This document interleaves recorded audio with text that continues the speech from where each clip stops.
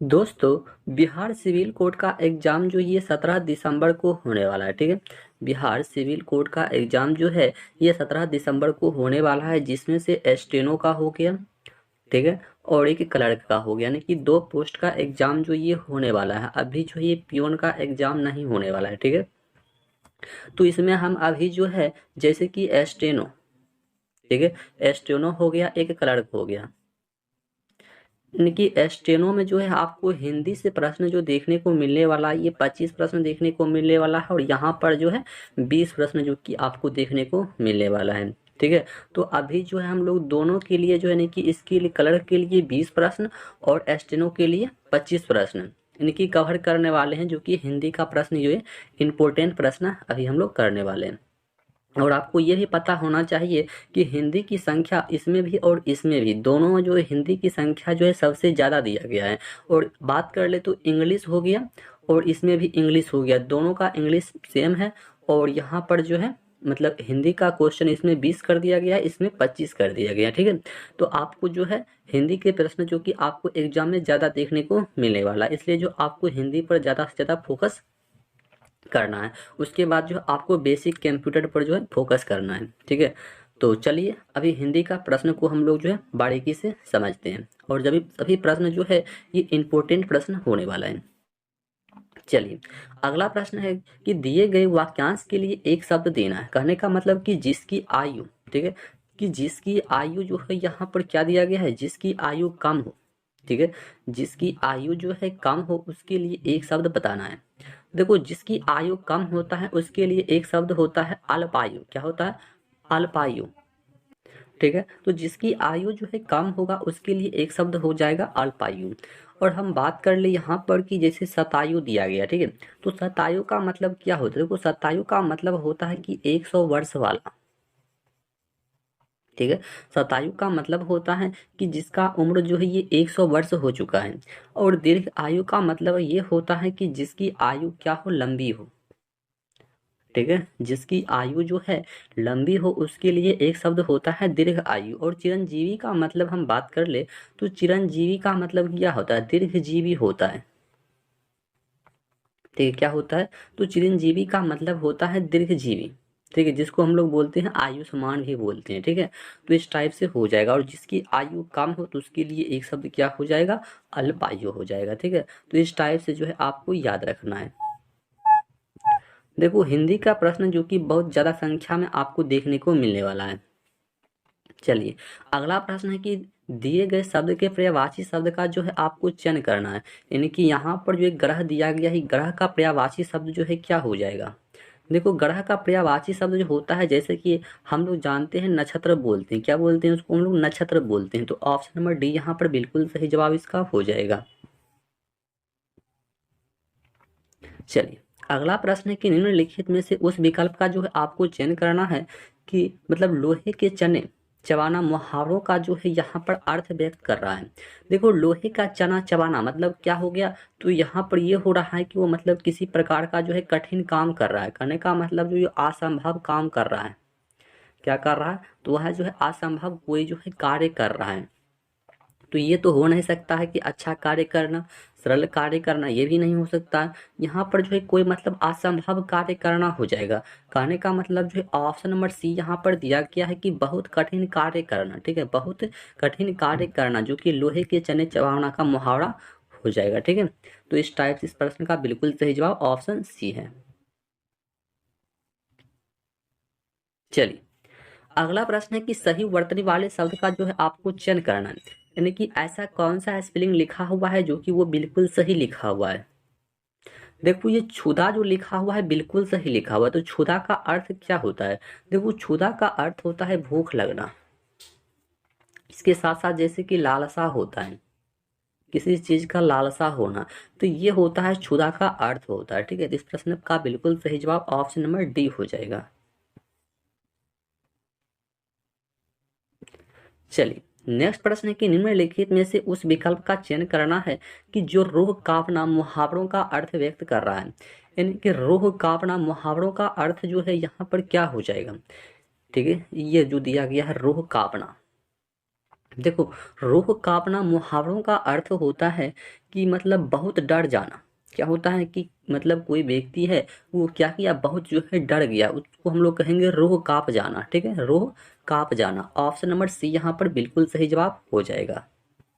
देखो, आपको एग्जाम में जो है इसी लेवल का प्रश्न जो कि देखने को मिलने वाला है। ठीक है, हो सकता है आपको सेम भी टू सेम प्रश्न भी देखने को मिल जाए, ऐसा भी हो सकता है। तो चलिए देखते हैं अगला प्रश्न। अगला प्रश्न है कि दिए गए वाक्यांश का वह भाग ज्ञात करना है कि जिसमें कोई त्रुटि है।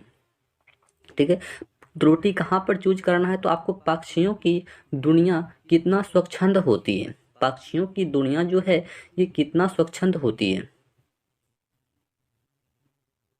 देखो यहाँ पर जो है कितना दे दिया गया। ठीक है, ये कितना की जगह पर क्या होना चाहिए, कितनी होना चाहिए, क्योंकि पक्षियां जो होती है ये स्त्रीलिंग होती है।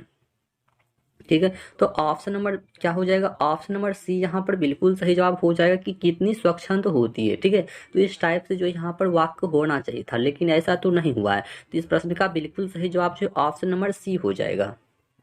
देखो, आपको प्रश्न देखकर ही पता चल रहा होगा, तो इसी टाइप का प्रश्न जो कि आपको एग्जाम में देखने को मिलने वाला है। चलिए अगला प्रश्न है कि दिए गए शब्द का जो है आपको विलोम शब्द चूज करना है। यानी कि यहाँ पर जो ये सत्कार दिया कि सत्कार का विलोम शब्द जो है यहाँ पर क्या होगा, सत्कार का।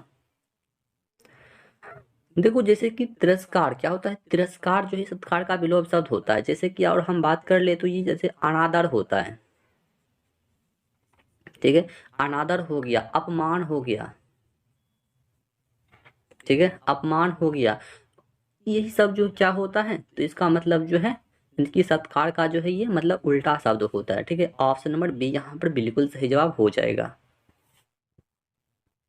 चलिए, यहाँ पर प्रश्न क्या दिया गया है कि कोई मतलब यहाँ पर है प्रश्न की रेखांकित खंड मतलब कुछ दिया गया है। ठीक है, उस विकल्प को आपको चूज करना है। तो सब आदमी जो है समान होते हैं। ठीक है, सब आदमी जो होते हैं, जैसे कि आदमी जो यहाँ समान होते हैं, तो यहाँ पर जो है रेखांकित खंड को जो है आपको बताना है। देखो, आदमी का पर्यायवाची शब्द सबसे पहले यहाँ पर हम जान लेते हैं कि आदमी का पर्यायवाची शब्द क्या होता है। जैसे कि मनुष्य क्या होता है, तो आदमी का पर्यायवाची शब्द होता है मनुष्य। कहने का मतलब जिससे जिससे इसे प्रतिस्थापित किया जा सकता हो, जिससे इसे क्या कर मतलब प्रतिस्थापित जो है किया जा सकता है। तो यहाँ पर जो प्रतिस्थापित किया जा चुका है आदमी को, तो आदमी का पर्यायवाची शब्द जो यहाँ पर मनुष्य हो जाएगा। तो इस टाइप से जो है यहाँ पर बिल्कुल सही जवाब इसका क्या हो जाएगा इस प्रश्न का, तो मनुष्य के बराबर हो जाएगा। क्या हो जाएगा, मनुष्य के बराबर। Option number D. इस टाइप से जो है आपको प्रश्न को समझकर जो है आंसर करना है। ठीक है, देखो हिंदी ऐसा सब्जेक्ट होता है, मान लो 50 प्रश्न है तो 20 प्रश्न तो आप ऐसे ही कर लीजिएगा। ठीक है, हिंदी का प्रश्न इतना इजी होता है। देखो, जितना ये प्रश्न को करना है सभी प्रश्न को जो है सोच समझ कर आंसर करना है। ठीक है, हिंदी का प्रश्न जो है ना बहुत इजी होता है, लेकिन देखने में लगता है कि वो बहुत कठिन प्रश्न है, लेकिन ऐसा नहीं होता है। चलिए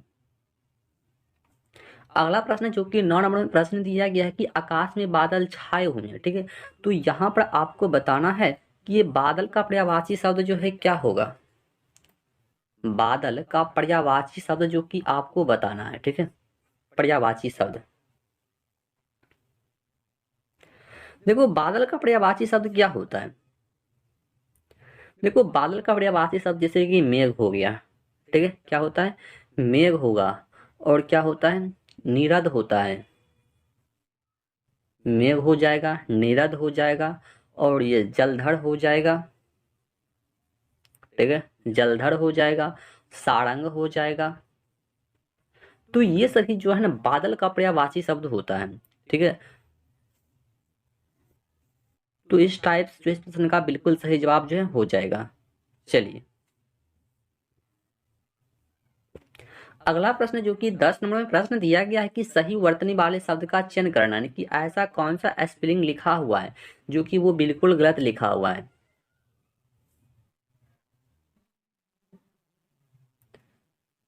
सॉरी, गलत नहीं बल्कि सही लिखा हुआ है। ठीक है, तो सही जो है यहाँ पर संन्यास, ऑप्शन नंबर डी में जो दिखाई दे रहा है संन्यास, ये बिल्कुल जो है ना सही लिखा हुआ है। ऑप्शन नंबर डी जो है बिल्कुल सही जवाब हो जाएगा। ठीक है, ऑप्शन नंबर डी।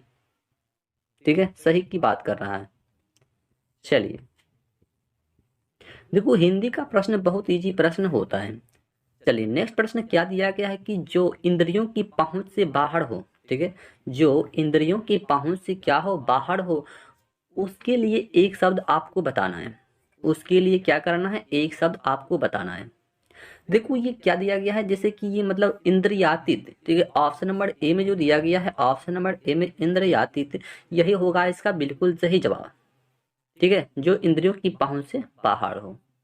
देखो कहने का मतलब ये हो रहा है कि किसी विषय की मतलब पूरी छानबीन करना, ठीक है, मान लो कोई विषय है, ठीक है, उसकी मतलब पूरी तरह से छानबीन करना होगा, तो उसी को हम लोग बोलेंगे, जैसे कि इंद्रियातीत, ठीक है, ऑप्शन नंबर ए यहाँ पर बिल्कुल सही जवाब हो जाएगा। देखो प्रश्न को आप समझ कर आंसर कीजिएगा तो हमको लगता है 100% में जो है ना, 100% मान लो वो कोई प्रश्न है तो उसमें आप जो 80 मतलब परसेंट जो ऐसे ही उसको सही कर लीजिए कोई भी प्रश्न में, ठीक है, क्योंकि हिंदी का प्रश्न जो है ये बहुत इजी प्रश्न होता है।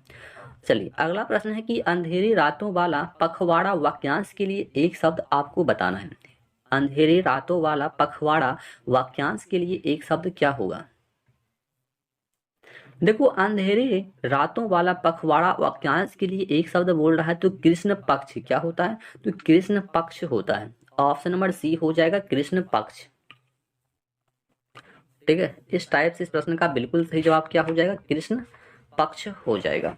देखो सभी प्रश्न जो है इजी इजी प्रश्न आपको एग्जाम में हिंदी का देखने को मिलने वाला है, ठीक है, और अमावस्या और पूर्णिमा के बीच में वाले भाग को जो है शुक्ल पक्ष कहा जाता है, ठीक है, जैसे ये शुक्ल पक्ष दिया गया है तो इसमें जैसे कि अमावस्या, ठीक है, अमावस्या हो जाएगा और पूर्णिमा, इन दोनों के बीच में जो मतलब भाग होता है उसको हम लोग कहते हैं शुक्ल पक्ष, ठीक है, शुक्ल पक्ष बोलते हैं, ठीक है, तो इस टाइप से आपको याद रखना है। चलिए अगला प्रश्न क्या दिया गया है, तो अगला प्रश्न दिया गया है कि निम्न में से कौन सा विलोम जो कि युग्म सही नहीं है, मतलब सही नहीं है ये बताना है आपको, बल्कि वो क्या है, गलत है। ऐसा कौन सा युग्म है जो कि वो सही नहीं है बल्कि क्या है, वो गलत दिया गया है, आपको गलत को बताना है। देखो यहाँ पर आहार विहार जो है बिल्कुल ऑप्शन नंबर डी हो जाएगा, ठीक है।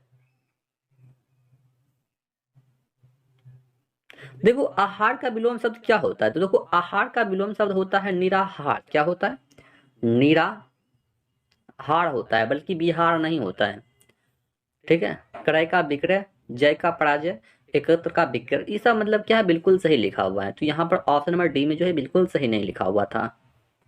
चलिए अगला प्रश्न है, 14 नंबर प्रश्न है कि काले तिल चबाना मुहावरों का अर्थ क्या होगा। मान लो कोई काला तिल चबा रहा है तो उसके मुहावरों का अर्थ आपको बताना है।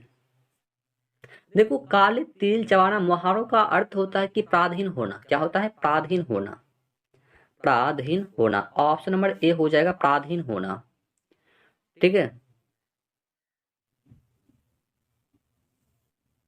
चलिए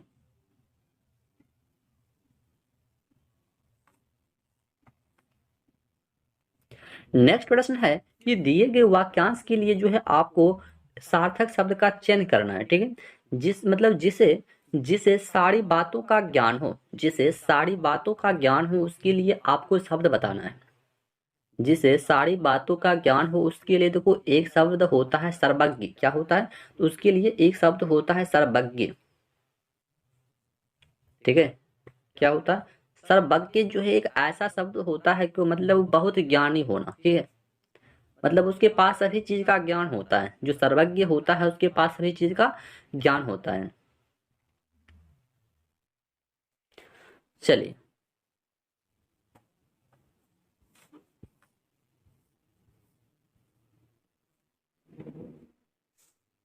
चलिए नेक्स्ट प्रश्न है कि दिए गए वाक्यांश के लिए एक सार्थक शब्द दीजिए जिसे मतलब तैरने या पार जाने की इच्छा हो, जिसे तैरने या पार जाने की इच्छा हो उसके लिए आपको एक सार्थक शब्द जो है बताना है।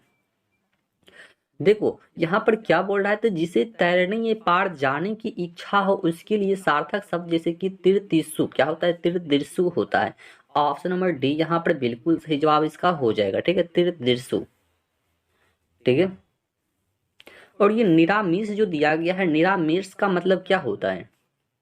देखो निरामिष जैसे मांस ना खाने वाला, मतलब मान लो कोई मांस जो है नहीं खा रहा है, तो उसके लिए आपको बताना है एक सार्थक शब्द क्या होगा, तो निरामिष हो जाएगा, मतलब जो मांस नहीं खाता हो। ठीक है, और ये मुड़सुक का मतलब क्या होता है, तो जो मरने वाला हो। ठीक है, मरने वाला के लिए एक सार्थक शब्द पूछेगा तो मुड़सु हो जाएगा। ठीक है, तो इस टाइप से जो है आपको याद रखना है। चलिए नेक्स्ट प्रश्न क्या दिया गया है कि निम्नलिखित में से शुद्ध वर्तनी वाले शब्द का जो है आपका चयन करना है, यानी कि ऐसा कौन सा स्पेलिंग लिखा हुआ है जो कि वो बिल्कुल सही लिखा हुआ है। देखो यहाँ पर आर्नेस्ट क्या लिखा हुआ है, आर्नेस्ट। आर्नेस्ट जो ऑप्शन नंबर सी में लिखा हुआ है ये बिल्कुल सही लिखा हुआ है। ठीक है, आर्नेस्ट।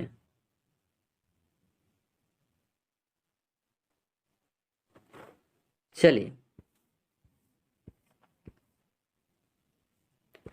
अगला प्रश्न क्या दिया गया है, तो अगला प्रश्न है कि दिए गए विलोम का चयन करें, यानी कि नृत्य का जो है न्यून, सॉरी क्या है, न्यून। न्यून का विलोम शब्द क्या होता है? देखो न्यून का विलोम शब्द जैसे कि कोई चीज मतलब कम होना तो उसका क्या हो जाएगा, अधिक, यानी कि न्यून का मतलब होता है मिनिमम। ठीक है, क्या होता है, मतलब मिनिमम होता है। और अधिक का मतलब जैसे मैक्सिमम, तो उसका उल्टा शब्द क्या हो जाएगा, मैक्सिमम हो जाएगा। तो इस टाइप से इस प्रश्न का बिल्कुल सही जवाब ऑप्शन नंबर बी हो जाएगा। ठीक है, ऑप्शन नंबर बी।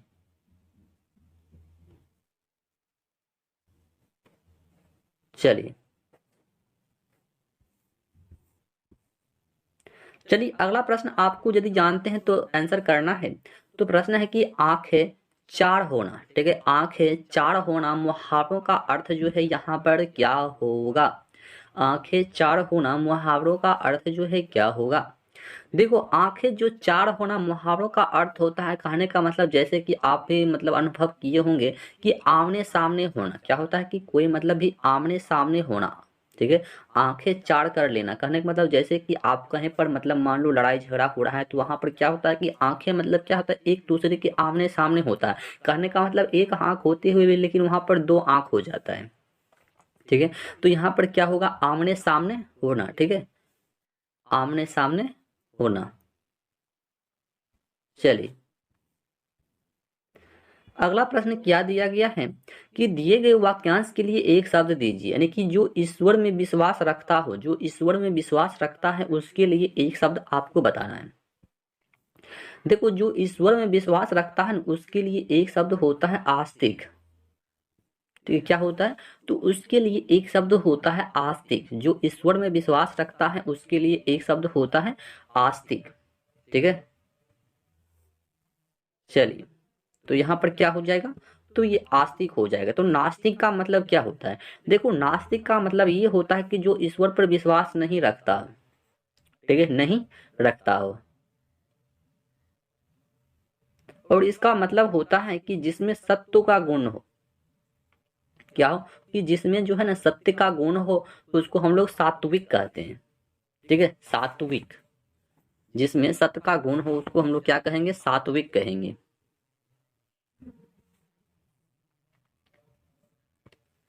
चलिए नेक्स्ट प्रश्न क्या दिया गया है, तो नेक्स्ट प्रश्न है कि जिसके हाथ में चक्र हो, जिसके हाथ में चक्र हो, इस वाक्यांश के लिए सार्थक शब्द बताना है। कि क्या बताना है आपको, सार्थक शब्द बताना है। देखो जिसके हाथ में चक्र हो उसके लिए सार्थक शब्द जैसे कि चक्र पानी होता है, क्या होता है, चक्र पानी। ऑप्शन नंबर बी हो जाएगा, चक्र पानी। ठीक है, चक्र पानी।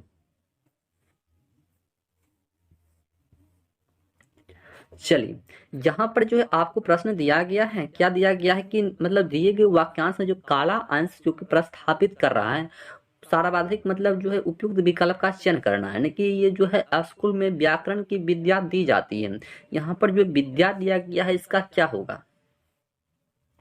देखो स्कूल में मान लो कोई स्कूल है, ठीक है, यहाँ से देखते हैं। तो मान लो कोई स्कूल में क्या कर रहा है, व्याकरण की विद्या दे रहा है, यानी कि विद्या दी जाती है, ऐसे होना चाहिए था। ठीक है, कि विद्या जो यहाँ पर दिया गया है विद्या, तो क्या है, देखो विद्या में यहाँ पर देखो सीधा सीधी पता चल रहा है कि वो त्रुटि है। कहने का मतलब इस स्थान पर जो है शिक्षा होना चाहिए था। क्या होना चाहिए था? शिक्षा होना चाहिए। मतलब कि ये होना चाहिए कि स्कूल में जो है व्याकरण की शिक्षा दिया जाता है। ठीक है, क्या दिया जाता है? शिक्षा दिया जाता है। स्कूल में जो है व्याकरण की क्या दिया जाता है? तो शिक्षा दिया जाता है, बल्कि ये विद्या नहीं दिया जाता है। ठीक है, ऑप्शन नंबर यहाँ पर जो है बी हो जाएगा, ये बल्कि गलत हो जाएगा। चलिए, यहाँ पर जो है आपको दिखाई पड़ रहा होगा, यहाँ पर प्रश्न क्या दिया गया है? तो प्रश्न है कि दिए गए वाक्यांश का वह भाग ज्ञात करना है जिसमें कोई त्रुटि है। यदि कोई त्रुटि नहीं है तो कोई त्रुटि नहीं है, तो कोयल की बताओ, अपना यहाँ पर आंसर देखिए और बताइए। देखो कुकू, क्या दे? कुकू सुनकर मैं त्रुटि है, कैसे एक त्रुटि है? तो इसके स्थान पर जो है कोयल की कुक सुनकर होगा। मतलब यहाँ पर जो है कोयल का कुक जो होता है ना, कुक होता है। ठीक है, कोयल का कुक जो है ना सुनकर होगा। ठीक है, यहाँ पर होना चाहिए कोयल का कुक, कुक मतलब सुनकर। यानी कि 23 का बिल्कुल सही जवाब जो हमारा ऑप्शन नंबर डी हो जाएगा, केवल दो। क्या हो जाएगा? केवल दो। चलिए,